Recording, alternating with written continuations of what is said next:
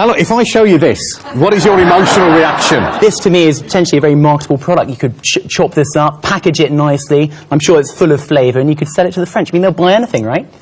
Is that right? Jean-Christophe. Do you know much about food? If this was, is there any way you could package that would get your sort of culinary erogenous zones going? This is anything except cheese. I mean, I'm actually quite sorry because there is so much product, so many people there in UK, farmers and so on, who could have delivered you the best ingredients for cheaper than that. You've picked up on one product line here. We had a spread of products. We had really high quality sausages, fantastic chutneys, and this was just one part of our product range. You know, we had everything. Yeah. You made the decision on the cheap cheese. Let's see how it unfolded on the programme. I was just quite sort of tempted to buy a bulk load of reasonable cheese, and I was looking through the suppliers. Macro is quite close. Paul, don't you think you're making an absolutely massive mistake going to somewhere like Macro to get stuff? We've just bought the cheese. It was about £208 for 30 kilograms of cheese.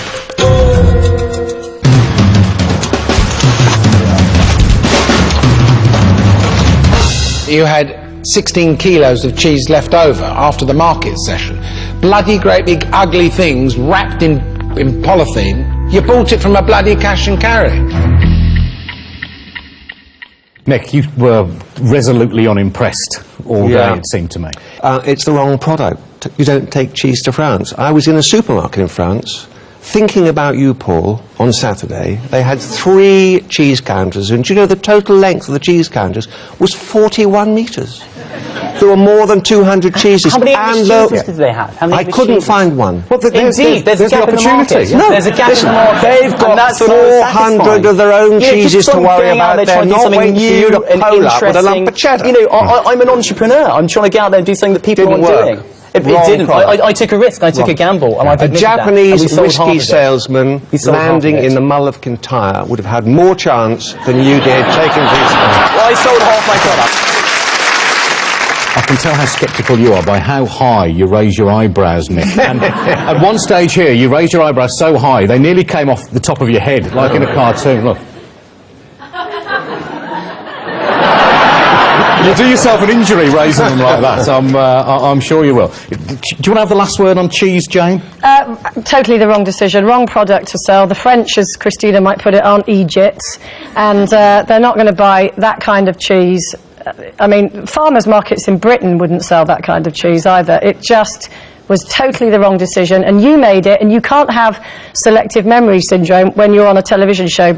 You lost Sir Alan's money, and he doesn't like that, apparently. He doesn't like that. Even though he's got 800 million. You're picking up on that, are you? Let's see what you have to say about the next issue, which is that flipping cooking device. Get your can of beans. Make sure you've got a few vent holes in the top and in the bottom, which you can stab through. Over the top of that, set that alight, stick that in there, and then put your frying pan on top. Cook your sausages. Perfect. But the world's most negative man, you needed him to be negative, and he says perfect. Adam said it was perfect, but he was soon thinking it was anything but perfect when he started actually trying to cook with the flaming thing, and he was having some very negative thoughts then. He's struggling away, and it just didn't heat up, did it? Parce que légèrement le petit sang, si tu veux. C'est prêt en 10 minutes. Dans 10 minutes. Mais pas maintenant. Je suis désolé. Merci.